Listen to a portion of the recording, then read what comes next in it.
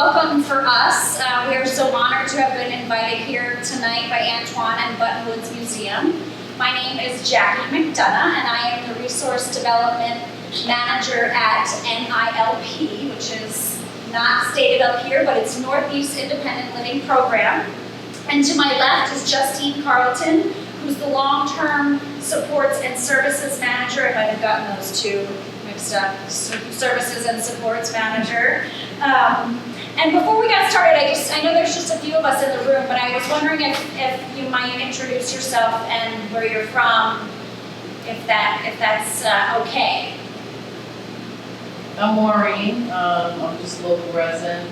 I grew up in North Andover, but I work with senior citizens, and I'm just curious about the world around me and everything that has to do with it. So Nice. Okay. Well, thanks for coming. Denise. Hi, Denise. And you live in April. Wonderful. Thank you so much for coming. Okay, so we'll get started because we're here to get to know Northeast Independent Living Program. So at NILP, we're connecting people with possibilities. NILP is one of 10 independent living centers in Massachusetts. We serve residents living in the Merrimack Valley and throughout Northeast Massachusetts. We are a peer-run independent living center providing advocacy and services to people with all and any disabilities who wish to live independently in the community. And what I mean by peer-run is that 51% of our staff and board of directors must be persons who identify as being a member of the disability community. So at NILP, our vision is that we are a community of people who open doors to create an all-inclusive environment free of communication, attitudinal, economic, and architectural barriers. So all of these barriers, we are here to create an environment free of them for people with all disabilities. We serve over 6,000 people in over 70 different towns and cities, and we are 44 years young. So in providing individuals with disabilities to live independently, we have 5 core services: information and referral, advocacy, skills training, peer counseling, and transition services.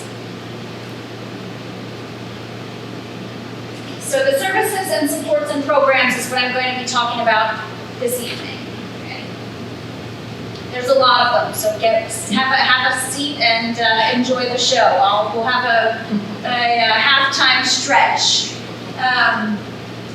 Personal care attendant program, a very important and integral program for thousands of people. This program is a self-directed program that helps help them keep their independence and stay in the community. The personal care attendant consumer is the employer of the PCA and responsible for recruiting, hiring, scheduling, and training their PCA employees. There's basic eligibility to this, and it's to have a permanent or chronic disability.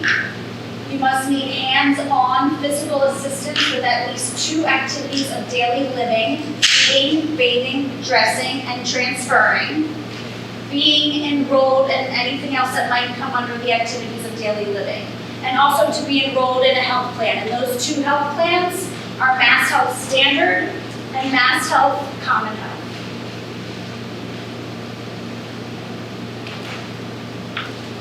A revered program, just like all of our programs, is the Youth Services Program.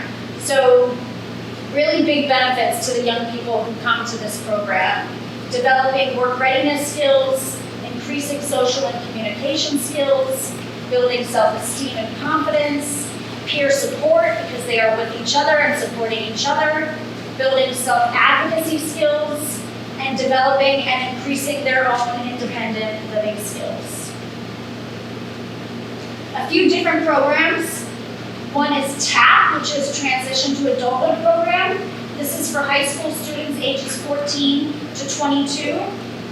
In school it happens, and they're teaching independent living skills groups. And there's also individual transition planning that happens in TAP. There's also pre-ETS, which is pre-employment transition services. This is a high school and post-secondary program, again, to ages 14 to 22. And this program certainly enhances work readiness skills, again, connection to peers, and career exploration. Some of the services offered are workplace readiness training, job exploration counseling, work-based learning experience. This past year, 42 individuals, young people, went out on internships through this program. Self-advocacy, peer mentoring, counseling on post-secondary education and training programs as well. And then we've got a summer program, which is a really fantastic project called the POWER. I don't like it better than creating an acronym for POWER, but we did. Preparation, Opportunity, Wisdom, Empowerment, Responsibility. This is a 5-week program that happens at our offices and also out in the community, Monday through Friday. These programs are all free, and they're all self-advocated as far as their own referral. A school teacher or guidance counselor can refer, but it's definitely self-referral to these programs. All right, moving on. Northeast Recovery Learning Community, also known as the RLC. This is the Northeast RLC that provides a welcoming, safe, and understanding, judgment-free space where individuals of diverse backgrounds can gather for healing and growth. And when I say healing and growth, I mean a community of peers in recovery from mental health challenges, addiction, and/or traumatic life experiences. The RLC offers one-on-one peer support groups, so one-on-one peer support individual, and then peer support groups, self-directed recovery-oriented trainings, and advocacy. And over last year, 549 groups were offered, which is about an average of 46 groups a month, which is really awesome and a great support to the community that they're serving and helping and supporting.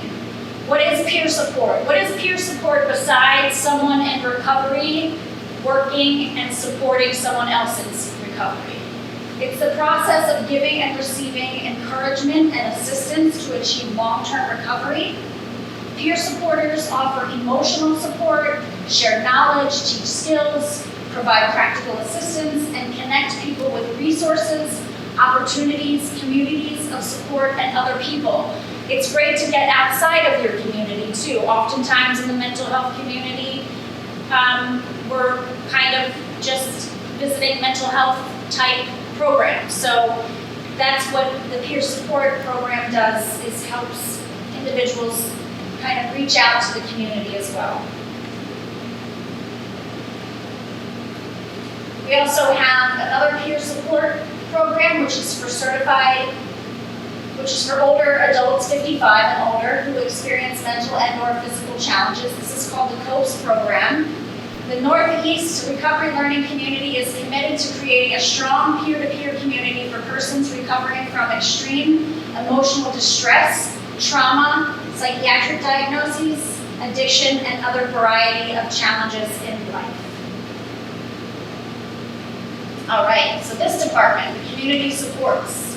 I think this is the halftime stretch. Okay. The Community Supports Department assists people with disabilities in navigating the process of obtaining benefits and services on their path to living independently in the community. This department is a lot to a lot of people. It provides all of our core services, information and referral, peer counseling, skills training, advocacy, and transition services.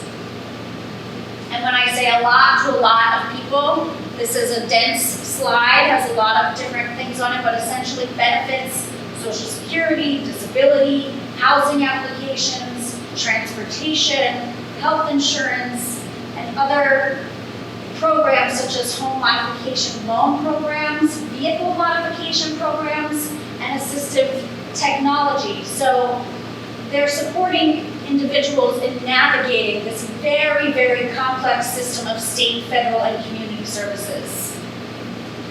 I think we need a round of applause for that. for all of them. Okay, options counseling. A free service to help an adult of any age with any disability. Their family members or caregivers make decisions on supportive services if they don't know where to turn. So the goals of options counseling: nursing home diversion, keeping folks out of the nursing home, increasing the number of individuals choosing to remain in the community for longer periods of time, more individuals having information and support that they need to make informed choices and access resources. And options counseling is intended for individuals in the community at risk of institutionalization, any kind of institutionalization, so nursing home, psych hospital. And this is due to support needs or lack of awareness of community-based services like NILP, like HSPAN, like other programs in the community that are doing work with individuals in these types of situations. Also, it's intended for individuals in acute care hospitals, long-term care facilities, or rehabs who desire to transition back into the community. Alongside of this is the nursing home transition services. This is a service that assists individuals with disabilities in transitioning from nursing facilities into the community. Gives necessary supports to live independently and avoid a nursing avoid a nursing facility readmission. Last year, 12 individuals were moved from long care facilities to a new home, which is just awesome because it's getting back into the community and living independently, which brings back their freedom. I have a quote that I'd love to share. It's, quote, "Without the support of NILP, I honestly don't know where I would be now, both physically and mentally. I'm too young to be in an institution. I have my freedom, independence, and mental health back." So I think another round of applause. We should have done a round of applause for each slide, right? Okay. Transition services process. An individual may self-refer or be referred by a family member, a social worker, or an ADRC partner. An ADRC partner is our Aging, Disability, and Resource Consortia partner. Every independent living center, which is what we are, again, I mentioned that at the beginning, we have referral partners. So HSPAN, for example, is our partner. The individual will meet with an options counselor and be educated on community-based services that are available. The options counselor will assist the individual in identifying their community needs and preferences. And once short-term services have been established, a community support specialist may be introduced to the process to continue working on the transition-related goals established. Some of these services could include education on housing search process, compiling core documents that are needed for the housing applications, also just really straight up completing housing applications with individuals who are unable to, home modifications or assistive technology, education, and referrals for community-based services. So continuing with a few more services and programs that NILP provides. Long-term supports, coordination. This is for enrollees of Mass Health's One Care plans. All One Care enrollees have the right to a long-term supports coordinator on their care team and are referred by their One Care plan. So this is coming from Mass Health's One Care plan. Long-term supports coordinators can help enrollees identify and understand their long-term support needs, identify and connect enrollee to community services and resources, develop a long-term supports care plan, and also help enrollee understand their rights. Of course, always understanding our rights, their rights as a One Care plan member. Also is the Independent Living Vocational Rehab Counseling Services, the ILVR, so I'll just kind of say that a little bit throughout here to help us out. Assist people receiving vocational rehab services from Mass Rehab Commission in achieving their independent living goals. Sometimes independent living challenges, of course, can create an obstacle to employment, lack of housing, and lack of income, and any other benefits. An ILVR specialist works in conjunction with a consumer's VR counselor to assist members accomplish their independent living goals. So now we refer to MRC, Mass Rehab Commission, and Mass Rehab Commission refers to us also. Okay, so where the investment is really made is here at Title VII Part B funding. This is federal funding that's made available and funneled down through Mass Rehab Commission and administered by independent living centers like us and Deaf Inc. For services or assistive, it's used for services or assistive equipment to maintain independence within the community. And I'm gonna skip through this list right here because it actually gets really detailed and it's very helpful for examples of what this Title VII Part B funding can be used for. So certainly assistive technology, therapeutic hand cycle, wheelchair accessories, absolutely vehicle modifications, hand controls, foot steering, also home modifications, ramps, widening of doorways, and then ancillary, which becomes very, very helpful. This is first and last month's rent, gift cards, outstanding bills, just helping the individual get onto their feet so they can move forward and live more independently. Okay, so you would never know this, but we have a department for the Americans Disabilities Act and community advocacy. Because as you may or may not know, individuals who are living with a disability is the largest minority in the world and has been the last to receive civil rights. Tomorrow, July 26th, is the anniversary of the signing of the ADA in 1990. We haven't given 4 rounds of applause. Yes, thank you, right? Okay, so NILP, so as a Center for Independent Living, we're mandated to have this department. Examples of advocacy can include educating a consumer on their rights under the ADA, assisting a consumer requesting a reasonable accommodation from their landlord and or employer, providing technical assistance on ADA requirements to a local town, city, or business. And just as an example, in 2018, we worked at getting Lowell City Hall in compliance, and we also created a self-evaluation and transition plan for the town of Groton, and did a plan for the town of Hudson as well. And then final bullet is that we are educating our legislators, like a lot of us in this room I've heard already, on the needs and priorities of the disability population. And every year we have a legislative breakfast where our local politicians are invited to come and get to hear the words of consumers and those who work in the field. All right, so the most exciting part is just that anyone can be, like I mentioned, preferred walk-in, physician, teacher, social worker, and we have some cards that have this information on it, and just a couple more little fun slides. Find us on Facebook. Do we have to connect with you on Facebook, Bud Museum? Certainly can. Okay.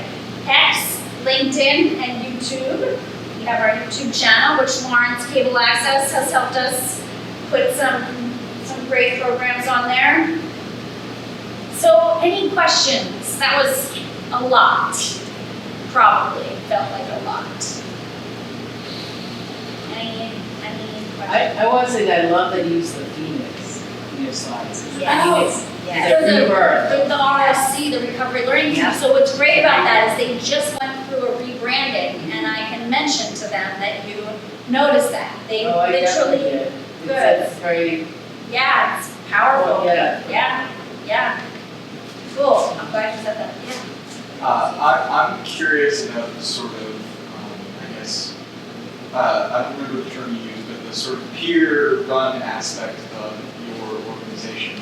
How many, if you have a number, how many people would you say that go through the organization as like a member of the program end up on your staff later? It happens, yep, it absolutely happens.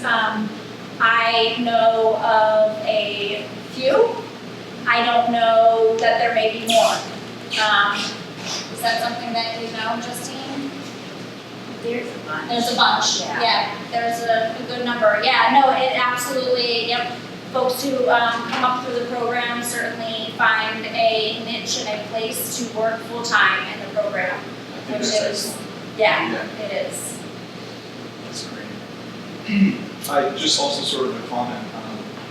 I had a friend in college. We had a bunch of classes together, and he used a wheelchair for mobility, and this sort of challenge of working in historic buildings has come up in my career since then. But when I was in college at Bridgewater State, there was an administrative building that, because it was old enough, it was exempt from ADA requirements.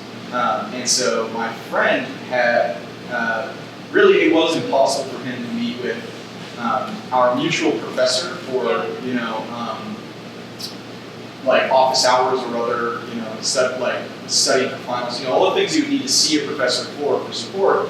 My friend couldn't get into that building. Also, the professor was an older gentleman who had mobility issues himself. So what the conclusion that the two of them worked out together was, why are we trying to meet in the building just because this is a designated space the school is given? What they ended up doing was holding office hours on the front steps of the sort of main university hall, where it was very, very visible, and it kind of turned into a thing, and then a lot of people started gathering there. Yeah, it's just, yeah, that's awesome. That's awesome. In the tradition of clapping, that's So there are some brochures on a lot of the different programs you'll recognize up here. If there's anything that you want to take for any friends, family that you may not know that might be interested. But Justine and I have prezzies. We have some NILP swag. I can show you 2 fun things out of about 7 things that are in here. One is a koozie and one is a cell phone stand. Oh. So if there's anything that you can remember from the presentation, I'm going to give you a bag. Everyone's going to get a bag.